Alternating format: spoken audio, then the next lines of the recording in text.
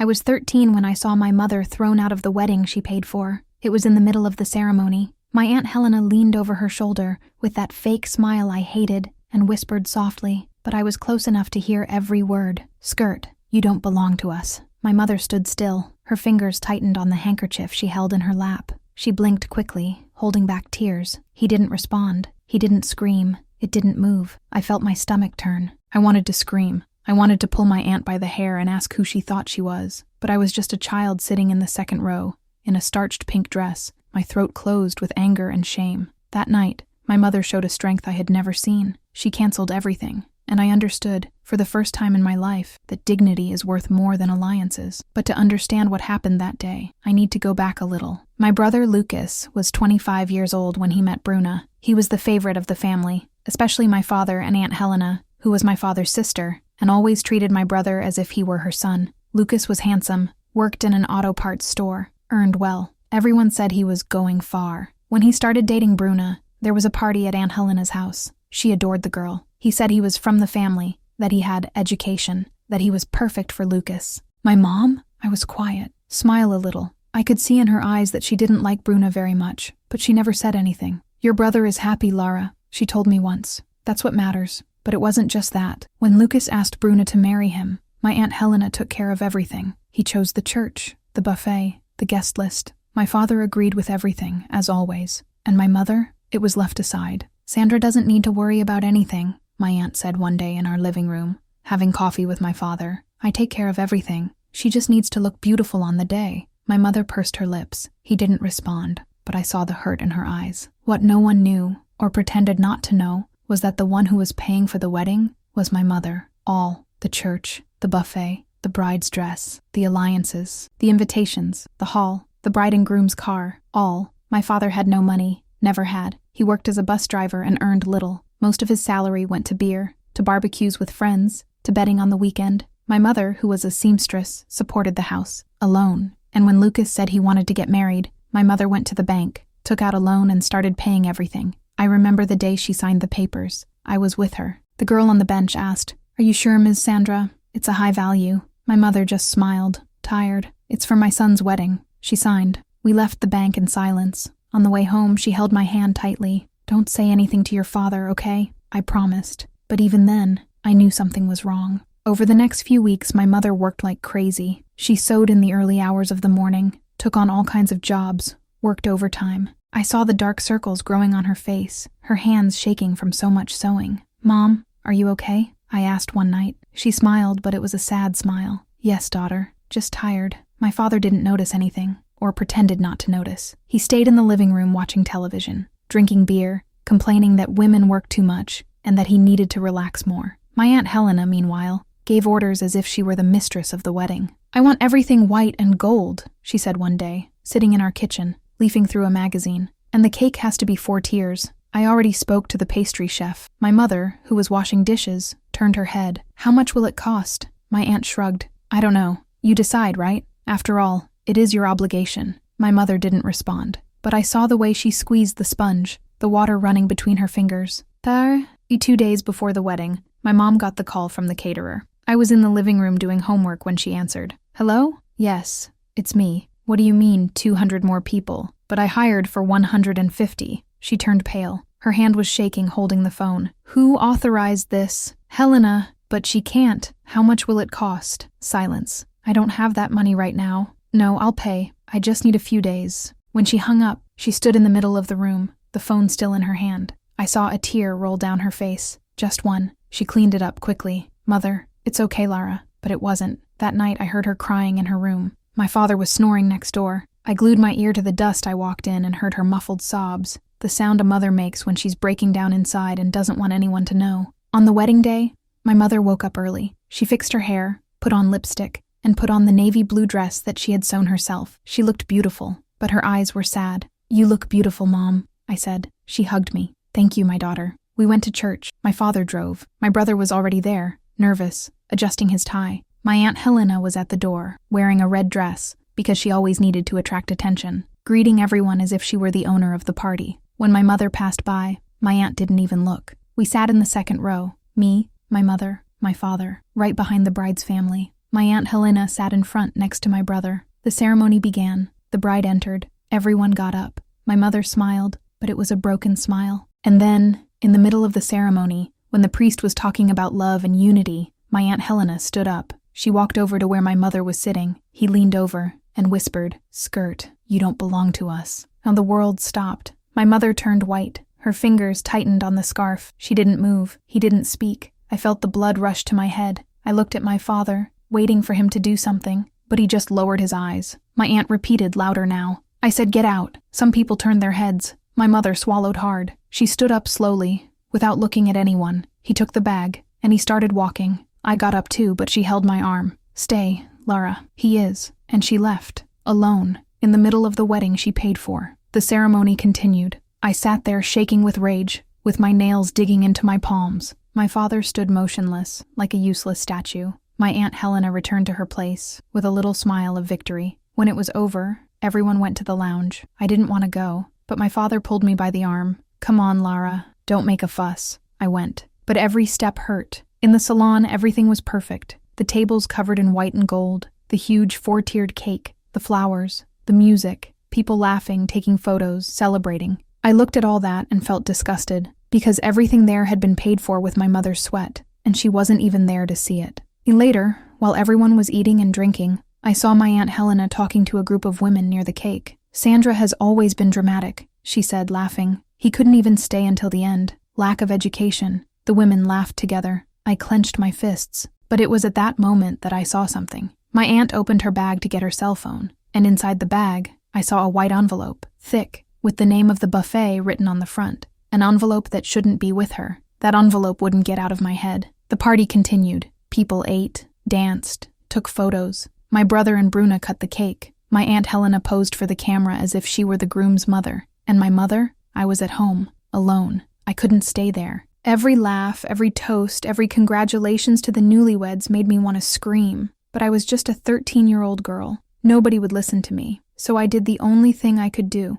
I kept an eye on my aunt. When everyone was distracted by the bride and groom's waltz, I approached the table where my aunt had left her purse. She was on the other side of the room, talking loudly, gesturing, showing off. I looked around. Nobody paid attention to me. I opened the bag. The envelope was there, thick, white, with the buffet logo printed in the corner. I took it out slowly. My hands were shaking. I opened it. Inside was an invoice and a receipt. I read it quickly, my heart pounding. Advance payment, $8,000, paid by Helena Costa. I felt the ground disappear beneath my feet. That money wasn't my aunt's. It was my mother's. I knew that. My mother had paid for everything. I had seen her sign the papers at the bank. But why was Aunt Helena's name there? I put the envelope back and closed the bag, my hands sweaty. I sat in the nearest chair, trying to breathe. Something was very wrong. When the party ended, it was already past midnight. My father was drunk. He could barely walk straight. I had to help him get into the car. On the way home, he dozed off in the passenger seat,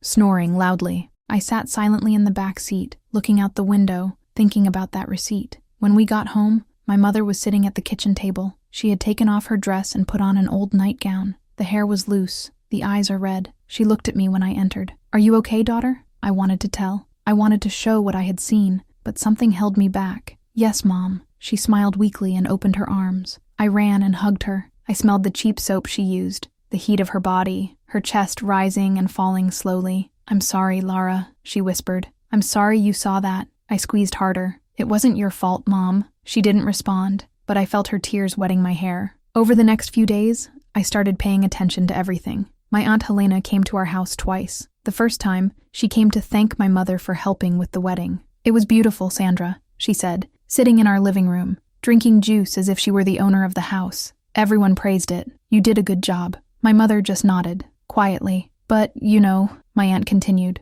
playing with her nail, "there were some problems with payment. The buffet is charging prices that don't add up." My mother raised her head. "Like this?" "Ah, contract stuff, but I've already resolved it. I paid out of my pocket so there wouldn't be any outstanding issues." Lie. I knew it was a lie. I had seen the receipt. My aunt hadn't paid anything. She had only put her name. But why? And the second time she showed up, I was in my room doing homework. I heard her voice in the room. "Sandra, I need to talk to you. It is serious." I left the door ajar and listened. "Lucas told me you took out a loan," my aunt said. Silence. He was worried. "He said you shouldn't have done that without consulting us." "I consulted my husband. my mother replied, her voice firm. Ah, Marcelo. My aunt gave a short laugh. Sandra, you know how he is. He doesn't understand these things. He is my husband, and Lucas's father. Yes, but my aunt paused. Look, I just want to help. If you are in debt, we can talk. Maybe I can find a way to regularize things. Regularize. That word stuck in my head. That night,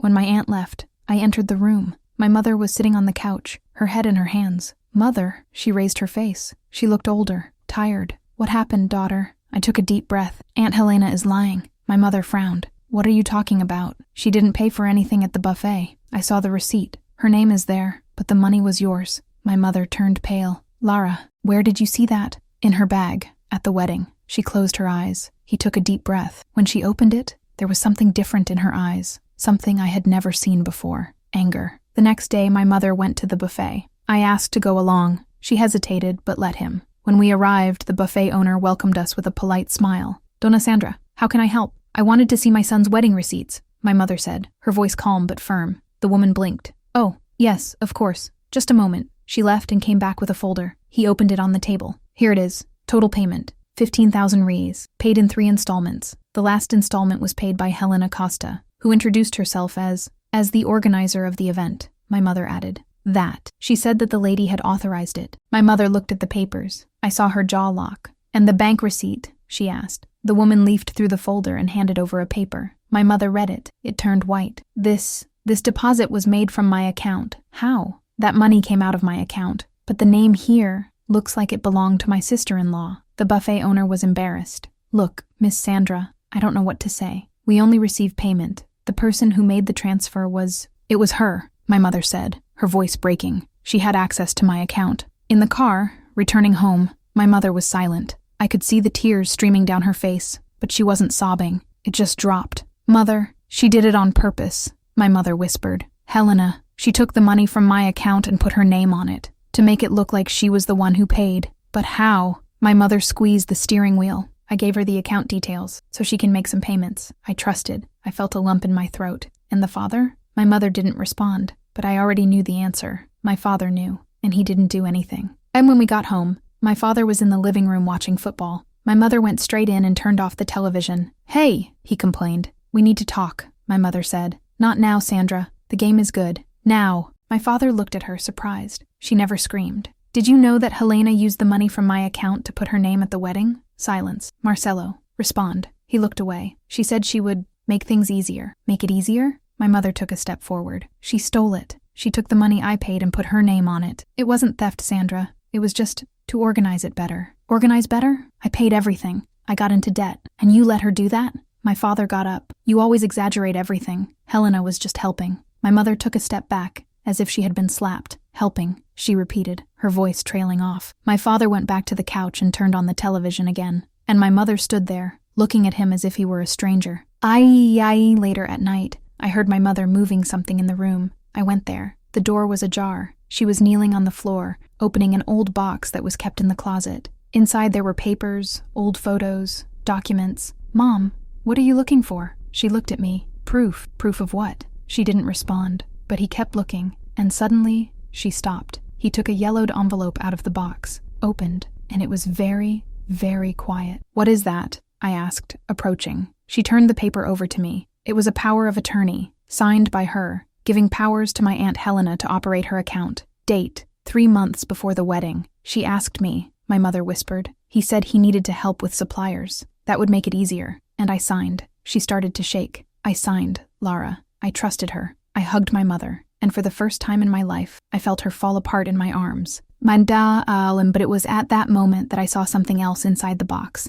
A receipt. Small. Needed. I got. And when I read it, my blood ran cold. Bank transfer for $12,000. Recipient, Helena Costa. Origin, Sandra Martins. Date, 2 days before the wedding. 12,000 reais. My mother had transferred 12,000 reais to Aunt Helena 2 days before the wedding. I held that receipt in my hands, shaking. My mother was kneeling on the floor, head down, breathing deeply. Mom, my voice was weak. What is that? She slowly raised her face. The eyes were red, but dry, as if there were no more tears. She said she needed it, my mother whispered. He said he had an emergency, that the registry office would cancel the wedding if I didn't pay a fee. I believed. But 12,000? My mother closed her eyes. She said she would return it in a week. I signed the transfer, in the bank. With her by my side, I felt my stomach turn. And she returned it? Silence. I already knew the answer. And the next day, my mother woke up different. She didn't cry. He didn't complain. She got dressed, tied her hair up, picked up her bag, and left without saying anything. When he returned, it was already late at night. I was in the living room doing homework. My father slept on the couch. The television was on. "Mom, where did you go?" She sat next to me. He placed a folder on the table. Old, brown, full of papers. "I went after everything," she said, her voice tired but firm. "All receipts. All receipts. Everything I paid for." She opened the folder. Inside were stacks of papers. Contracts, invoices, bank receipts, prints of conversations. I looked at her, scared. "What are you going to do?" She didn't respond. He just continued organizing the papers, one by one, in silence. And it was at that moment that I realized my mother had changed. She was no longer that quiet woman who lowered her head, who accepted everything in silence. She was angry, and anger, I learned that day, is a kind of strength. 2 days later, my Aunt Helena showed up at our house. She didn't knock on the door. He came straight in, as he always did, talking loudly, laughing, finding himself. "Hey guys," she shouted from the room. "Sandra, are you there?" My mother left the room. I stayed in the hallway, hidden, but close enough to hear everything. "What do you want, Helena?" my mother asked, her voice cold. My aunt stopped smiling. "Wow, what a way to receive a visitor. I just came to say hi." "No, you didn't just come to say hi." Heavy silence. My aunt crossed her arms. "Okay, since you want to get straight to the point," she sighed dramatically. "Look, Sandra, I know you're upset about what happened at the wedding, but you need to understand that it was better this way." "Better?" "Yeah, you know how nervous you get in public. I just saved you from being embarrassed." My mother stepped forward. "You kicked me out, in front of everyone. I advised you to leave, so you don't make a scene." "I wasn't making a scene." My mother's voice echoed through the house. My aunt took a step back, surprised. "Sandra, calm down." "Calm? You humiliated me. You took my money, put your name on it, and still kicked me out of the wedding that I paid for." My aunt turned pale. "I don't know what you're talking about." "Don't you know?" My mother picked up the folder that was on the table. He played in front of my aunt. "Then explain that." My aunt opened the folder. He leafed through the papers. Her face turned white. "Where did you get that?" "I went behind. I went to the bank, the buffet, the church, the hall. And you know what I discovered? That all payments came out of my account. But the name on all receipts is yours." My aunt closed the folder, trying to maintain her composure. "Sandra, this is a misunderstanding. I only put my name because you authorized me. Remember, you signed that power of attorney for you to help me, not for you to steal my credit. I didn't steal anything." My aunt raised her voice. "I organized everything. I made the wedding happen. You just paid." "Did I just pay?" My mother stepped forward. My aunt backed away. "I paid for everything, Helena. I got into debt. I worked at dawn. I took money I didn't have. And you stole my dignity." My aunt took a deep breath, trying to compose herself. "Look, Sandra," she spoke softer now. "Dangerous. You're very nervous. I think it's better we talk when you're calmer." "I won't stay calm. I want my money back." My aunt laughed. A short, dry laugh. "What money?" "The 12,000 I transferred to you." The smile disappeared from my aunt's face. "That was a loan. You said you would return it, and I will, when I can." "When?" My aunt took the bag. "Look, Sandra, I have more to do. When you're more polite, we'll talk." She turned to leave, but my mother grabbed her arm. "You're not leaving here until you give me an answer." My aunt pulled her arm hard. "Release me! Give me back what's mine!" And then, my aunt did something that I will never forget. She slapped my mother in the face. The sound echoed throughout the room. My mother stood still, her hand on her face, her eyes wide. My aunt was breathing heavily, her face red with anger. "Don't you touch me again," she hissed. "Did you understand?" My mother didn't respond. She just stood there, touching the cheek where my aunt had hit her. And then I walked out of the hall. "Get out of here!" I shouted, shaking with rage. "Get out of our house!" My aunt looked at me, surprised. "Lara, this isn't a child's business." "I saw everything," I advanced. "I know you stole from my mother. I saw the receipts. I know everything." My aunt turned pale. "You don't know anything. I know you are a thief." She raised her hand, as if she was going to hit me too. But my mother took the lead. "If you touch my daughter, I'll call the police." My aunt lowered her hand, her eyes filled with hate. "You're going to regret this," she said, her voice icy. "I'm going to finish you, Sandra. I will prove that you are a liar, a crazy woman, and when I'm done, no one will believe you." She left, slamming the door, and my mother collapsed on the floor, sobbing. That night, my father came home late, smelling of beer. My mother was sitting in the kitchen with an ice pack on her face. I was on her side. When my father saw it, he frowned. What happened? Your sister hit me, my mother said, her voice hoarse. My father was silent. So what? My mother continued, her red eyes staring at him. You're not going to do anything? My father sighed. Sandra, you shouldn't have provoked her. I felt my blood run cold. Provoked? My mother got up. She stole me! She hit me! And you think I caused it? I don't know what happened between you, but Helena wouldn't do that for no reason. No reason? Marcelo, she took 12,000 rays from my account and didn't give it back. She put her name on everything I paid for. She kicked me out of our son's wedding. My father shook his head. You're exaggerating. Helena was just trying to help. My mother turned white. Help, she repeated, her voice trailing off. She looked at him as if it were the first time. You knew, she whispered. You always knew. My father looked away. Sandra, you knew and let her do it. He didn't respond. He just went to the room and closed the door, and my mother stayed there, in the kitchen, alone, holding the ice to her face, crying in silence. Over the next few days, things got worse. My Aunt Helena started spreading lies around the family. She called her relatives, cried on the phone, said that my mother had freaked out, that she was making things up, that she was jealous because she had organized the wedding better, and people believed. My Uncle Rogerio, my father's brother, called the house. Sandra, you need to calm down, he said, his voice condescending. Helena is very shaken. She just wanted to help. She hit me, Rogerio. Ah, Sandra, you know how you exaggerate things, S. My mother hung up on him. My paternal grandmother also called, and it was worse. You've always been troublesome, Sandra, she said, her voice hard. Always inventing drama. Helena is a saint. And you? He only knows how to complain. She stole from me, Dona Celia. He stole? My grandmother laughed. You're crazy, girl. You have nothing to steal, and hung up. My mother didn't leave her room for days. I brought her food, but she barely touched the plate. I saw her wasting away, and I didn't know what to do.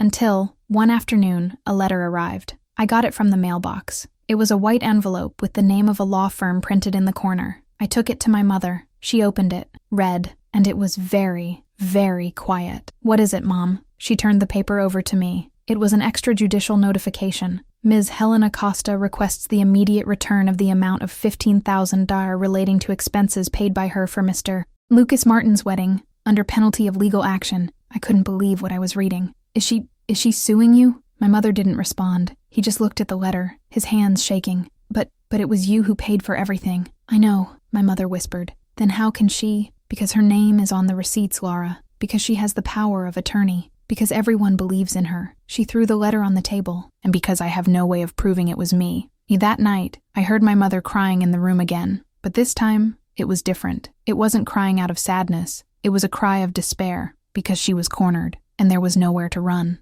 As 2 days later, my brother Lucas showed up at home. I didn't expect to see him. He had gone on his honeymoon with Bruna. But there he was, at the door, serious, with an expression I couldn't decipher. Mom, we need to talk. My mother was in the kitchen. She turned around, surprised. Lucas, he entered. He sat at the table. He took a deep breath. Aunt Helena told me everything. My mother tensed. Told me what? That you're accusing her of stealing. That you hit her. That you're trying to destroy her reputation. My mother turned white. That's not true. No? Lucas crossed his arms. Because she showed me the evidence, Mom. The receipts. The documents. Her name is on everything. Because she stole my credit. Lucas, I paid everything. I got into debt.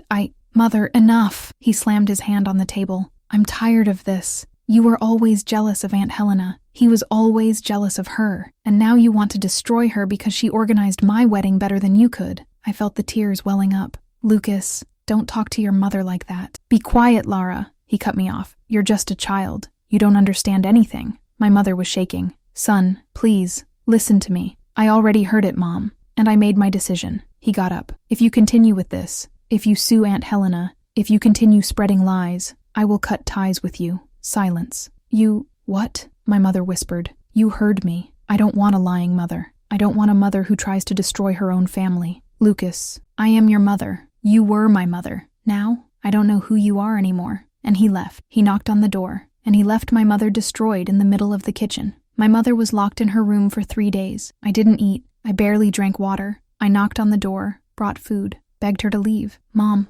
please, silence. My father didn't even come home. He spent his days at Aunt Helena's house, sorting things out, as he said. When he arrived, he would go straight to the couch, turn on the television, and pretend nothing was happening. I felt alone, lost, afraid, until, On the morning of the 4th day, I heard the bedroom door open. My mother left. She had showered, combed her hair, dressed in jeans and a white blouse. The eyes were still swollen, but there was something different about them. Determination. Mother. She hugged me tightly. I'm sorry, my daughter. Sorry for disappearing. Are you okay? She pulled away and held my face with both hands. No, but I'm staying. And that day, my mother did something I never expected. She went to Dona Nuza's house. Dona Nuza was our neighbor, a lady of about 60 years old, widow, who lived alone and worked as a clerk in a notary's office. She was always kind to my mother, but they were never very close, until that day. I went along. My mother knocked on the door. Dona Nuza opened it, surprised. Sandra, all good? No, my mother replied,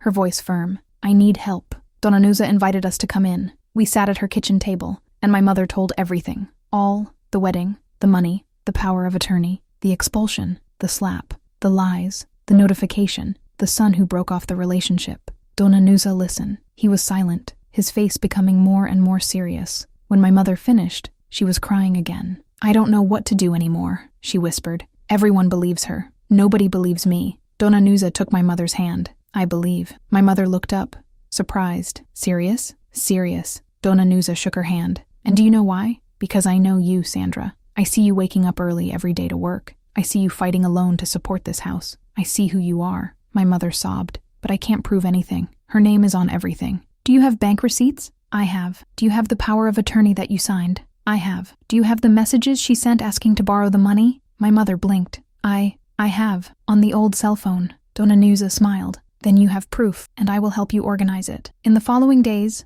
my mother and Dona Nuza worked together. They took all the papers, all the receipts, all the conversations. They printed everything. They organized everything in chronological order. They made a complete timeline, from the day my aunt requested the power of attorney until the day she sent the notification. I helped too. I glued the papers onto cardboard, marked dates with colored markers, made arrows connecting one document to another. It looked like schoolwork, but it was my mother's life, and for the first time in weeks, I saw hope on her face. Will this work, Mom? I asked one night. She looked at me, tired but firm. Go. It has to work. Dona Nuza had a nephew who was a lawyer. She called him. He arranged a meeting. The next day we went to his office, a small but organized place. The lawyer, Dr. Paulo, was young, around 30 years old, serious but attentive. He heard everything. He looked at all the documents. He took notes. He asked questions. When he finished, he leaned back in his chair and sighed. Dona Sandra, you have a strong case. My mother's eyes widened. I have? Yes. The bank receipts prove that the money came from your account. The messages prove that his sister-in-law asked for a loan and promised to pay it back. The power of attorney does not authorize her to use your name without consent, and the fact that she notified you charging an amount that you paid is, at the very least, misappropriation. My mother started to shake. So, can I sue her? He can, and it should. He leaned forward. But I need to warn you, it's going to be ugly. Your sister-in-law will lie. It will manipulate. It will try to demoralize you. You need to be prepared. My mother took a deep breath. I am. But before the process, my mother did something that no one expected. She called a family meeting. He called everyone. For my father, for my uncles, for my cousins, for my Aunt Helena, for my brother, for my grandmother. It was at our house, on a Sunday afternoon. My father thought it was absurd. Sandra, this isn't going to work. You'll only embarrass yourself more. Let me pass then. You're being stubborn, and you're being a coward. He didn't respond, but on Sunday he was there, just like everyone else. At 2 p.m, the living room in our house was full. My Aunt Helena arrived last, in high heels, perfect makeup, and a fake smile. She greeted everyone, pretended to be surprised to see my mother. Sandra, what meeting is this? My mother didn't respond. He just waited for everyone to sit down. I stood in the corner of the room, near the kitchen door, watching everything. My heart was beating hard. When everyone was settled, my mother stood in the middle of the room. Silence. Thank you for coming, she began, her voice shaking a little. I know you think I'm crazy, that I'm making things up, that I'm jealous of Helena. Some people looked away, but I didn't call you here to defend me. I called you here to show the truth. She picked up the folder that was on the table. Here, she lifted the papers. There are all the bank receipts from Lucas's marriage. All, from the church to the bride's dress. She started passing the papers, one by one, to people. You can see the date, the value, and where did the money come from? People picked up the papers, leafed through them, frowned. My Aunt Helena was tense. Sandra, what are you talking about? I'm telling you, my mother raised her voice, that all of these payments came from my account, from my checking account, that I took a loan, that I got into debt. that I paid everything. She threw more papers on the table. And here are the conversations I had with Helena, the messages, where she asked me to sign a power of attorney, where she said she was going to make payments easier, where she asked to borrow 12,000 rays and promised to return it. My aunt got up. That doesn't prove anything. Don't prove it? My mother advanced. Anso explains why your name is on the receipts for the buffet, the church, the hall. If the money came from my account, heavy silence. Explains why you kicked me out of the wedding I paid for. My aunt opened her mouth, but no sound came out. Explains why you hit me in the face when I confronted you. Some people looked at my aunt shocked. And explain. My mother held a sheet of paper up. Why you are suing me, asking for 15,000 reals back, when I was the one who paid for everything. She threw the notification on the table. The silence was deafening. My uncle Rogerio was the first to speak. Helena, is this true? My aunt turned to him, her eyes shining. No, she's distorting everything. You just what? My grandmother asked, her voice hard. I helped. I organized everything. With her money. Dona Noza, who was sitting in the back, spoke loudly. Because these receipts here don't lie, Helena. My aunt blushed. You have nothing to do with this. I have, because I work in a notary's office and I know how to recognize a real document. She got up, picked up the papers. It's all here, black on white. Sandra paid. You used her name. And now they're trying to charge you back what you never paid. My aunt started to shake. You don't understand. You just wanted to steal her credit, my mother said, her voice icy. You wanted to appear. I wanted everyone to think you were the generous one, the wonderful. And when I found out you kicked me out, it hit me, and he even tried to sue me. My aunt started crying. I didn't want it to be like this. But it was. My mother stepped forward. And now, I'm going to sue you. For misappropriation, for defamation, for assault, for everything. My aunt's crying grew louder. Sandra, please, please? My mother laughed without humor. Did you beg me please when you kicked me out?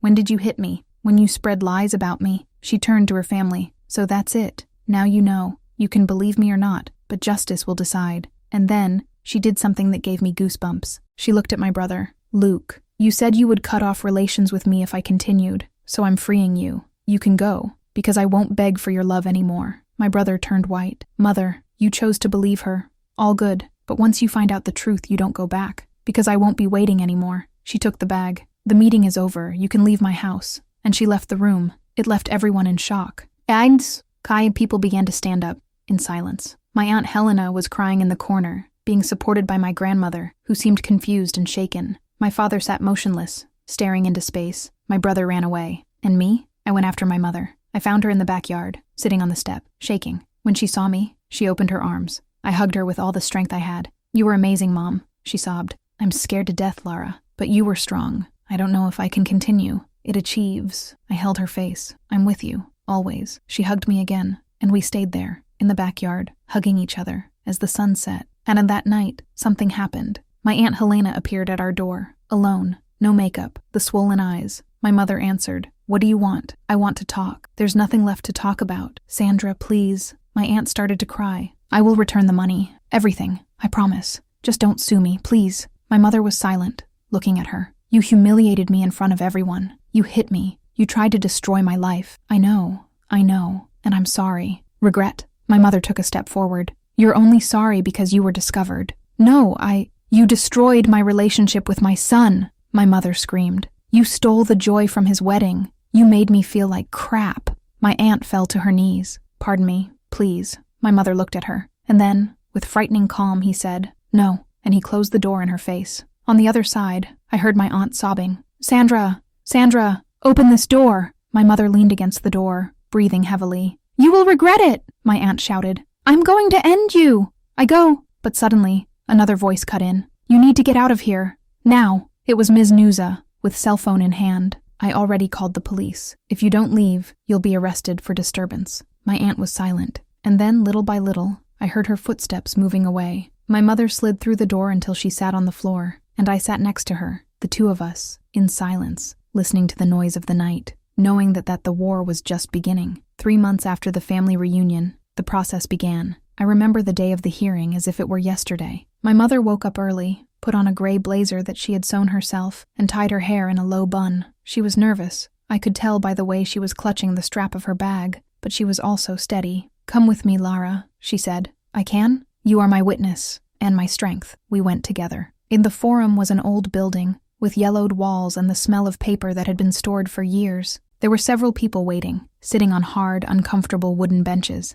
My Aunt Helena arrived soon after, accompanied by a lawyer in an expensive suit. She saw me and quickly looked away. I was thin, pale, none of that false shine that he always carried. My father was with her, on her side, not from ours. When he passed us, my mother turned away. He tried to speak. Sandra, no. He lowered his head and followed. And it was at that moment that I realized my mother had lost her husband, but she had won herself back. When the judge called the case, we all entered the courtroom. It was small, cold, with a long table in the center and the judge in a high chair, behind stacks of cases. Dr. Paulo, my mother's lawyer, organized the documents on the table. On the other side, Aunt Helena's lawyer did the same, but with a tense expression. The judge began to read the case aloud. I didn't understand all the legal words, but I understood enough. Action for compensation for misappropriation and moral damages. My mother was suing my aunt for 15,000 rees, the total amount that had been embezzled, plus moral damages for the public humiliation. The judge looked at my mother. Can you report what happened?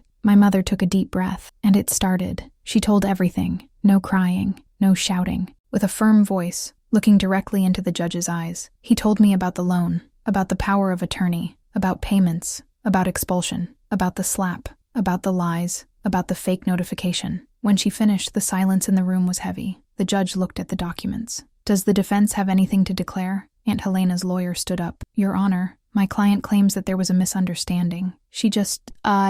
Misunderstanding? The judge interrupted, leafing through the papers. Here we have bank receipts that clearly show that the amounts were debited from the author's account. And here, he held up another piece of paper. We have messages from the defendant admitting that he borrowed the money and promised to return it. The lawyer swallowed hard. Your Honor, my client was just trying to help. Help by putting your name on receipts? The judge narrowed his eyes. And then notifying the author demanding that she return the money that she herself paid? Silence. The judge turned to my aunt. Do you have anything to say in your defense? My aunt stood up, shaking. I didn't mean to. It was just to organize it better. I was going to return it. When were you going to return it? The judge asked dryly. After suing your sister-in-law? After exposing her publicly? My aunt started crying. I'm sorry.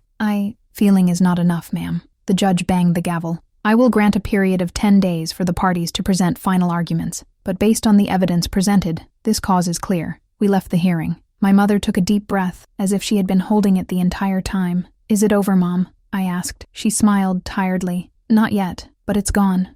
2 weeks later, the sentence came out. Dr. Paulo called home, excited. Dona Sandra, you won! My mother sat on the kitchen chair, her legs wobbly. I won? Yes. The judge ordered the defendant to return the 15,000 reais, corrected, plus 5,000 in moral damages, and he also warned that if she doesn't comply, she could be liable for embezzlement. My mother started crying, but it wasn't crying out of pain. It was relief. I hugged her, and we stayed there, in the kitchen, crying together. For the first time in months, they were tears of victory. But winning the lawsuit didn't solve everything. My Aunt Helena was forced to sell her house to pay off the debt. This caused an earthquake in the family. My paternal grandmother called my mother furious. You destroyed my daughter, Sandra. Are you happy now? My mother, for the first time, did not lower her head. No, Ms. Kelia. She was the one who destroyed herself. I only charged what was mine, and hung up. My uncle Rogerio tried to mediate, but my mother was clear. I don't want mediation.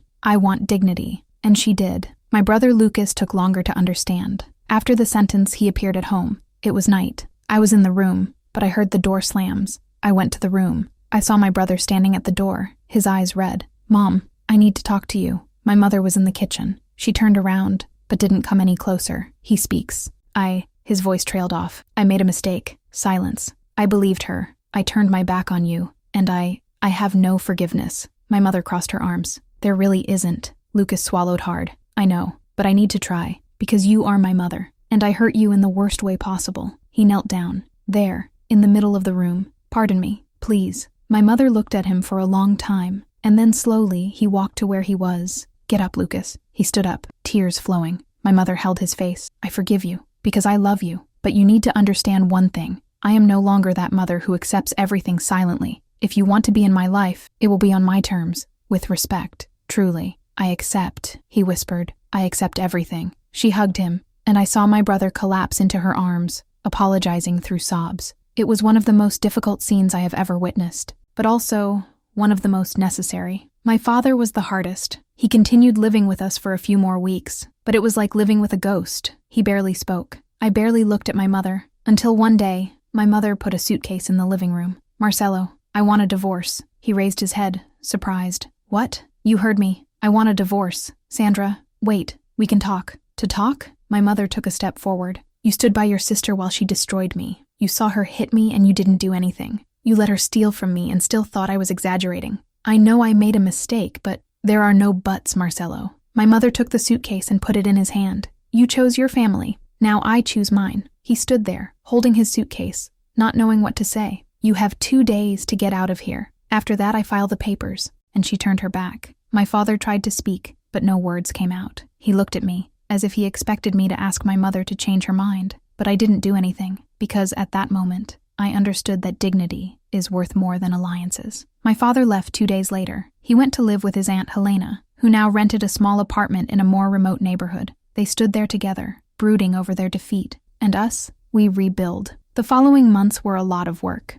My mother used the money she received from the sentence to pay off part of the loan. She worked even harder, took on bigger orders, bought a new sewing machine. I helped. I ironed the clothes, sewed on buttons, packed the items, and little by little, things got better. It wasn't fast, it wasn't easy, but it was real. Yanaita today, 9 years later, I am 22 years old. My mother is 52. She never married again. He says he doesn't need it. Who learned to be enough. My brother Lucas divorced Bruna 2 years after the wedding. He realized that she was as manipulative as Aunt Helena. Today, he lives close to us and visits my mother every week. They rebuilt the relationship, brick by brick. My father, he died last year, cirrhosis, alone, without ever apologizing. My Aunt Helena, it's alive, but gone. I heard that she moved to another city, ashamed of what she did. And my mother, she has a studio now. Small, but it's hers. Works with brides. Ironic, isn't it? The woman who was kicked out of a wedding now dresses brides. And you know what she said to me the other day? "Lara,